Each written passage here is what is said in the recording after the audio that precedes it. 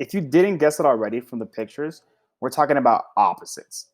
And in the world, there's opposites, as you saw some examples: happy, sad, hot, cold, up, down, light, and heavy. And because we use math to represent the world we live in, there's also opposites in math.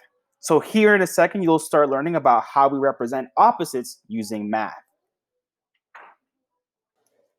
So now that we know we can represent opposites in the real world with mathematical numbers, let's look at something we already know. Up to this point, we already worked with positive rational numbers. You don't remember what rational numbers are? The numbers that we can represent as fractions, such as whole numbers, like the number 2, actual fractions, like 1 and 1/2, and decimals, 1.3, can all be represented as fractions. So we worked with these numbers that are positive.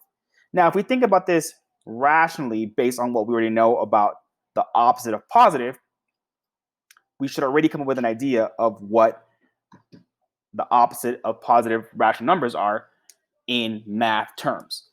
And if you haven't already guessed it, the opposite of positive rational numbers is going to be negative rational numbers. So now we are working with positive and negative numbers. And as you can see here, I have my number line. And we're going to just talk about how this is structured. So I have the number line 0 here. To the right, we know we're going to be talking about our positive numbers. So as you go to the right, these will be our positive numbers, and I represent it with that plus sign. So I have a positive 1, 2, 3, 4, 5. As I go to the left, these are my negative numbers, and I represent that with a negative sign. So you'll see the negative 1, negative 2, negative 3, negative 4, negative 5.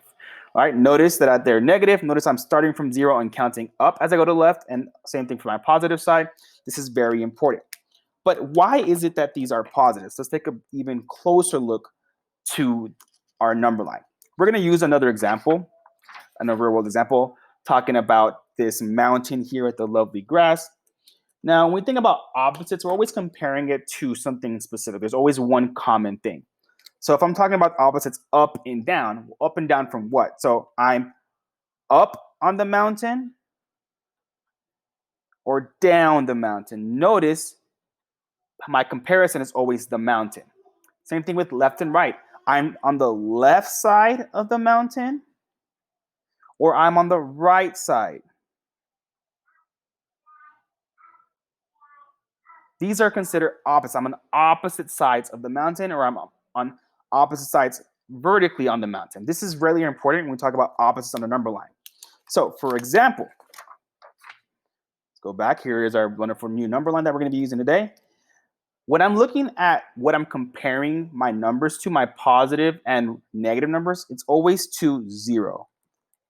So notice how my positive numbers are on the opposite side of 0 from my negative. When we look at a negative sign, like negative 4, what the negative actually just means is opposite of a positive 4.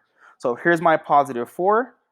That means that my negative 4 should be on the opposite side of 0. So here's 0. Means it should be on this side. Here's my negative 4. Well, that brings me to my next question, something that you will see in your work. You will see something like this.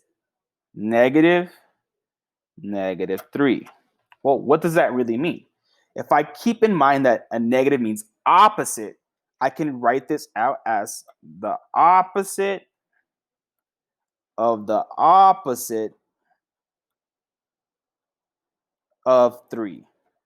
And I can write this out on my number line and actually show this. So because I'm looking for the opposite of 3, I'm going to start with 3. Here's my positive 3. If I go to the opposite of 3, it'll be a negative 3. So the opposite side of 0. Here's my negative 3. But I want the opposite of that, which means I need to go back to where I started. And actually what this means, this is the same thing as just a positive 3.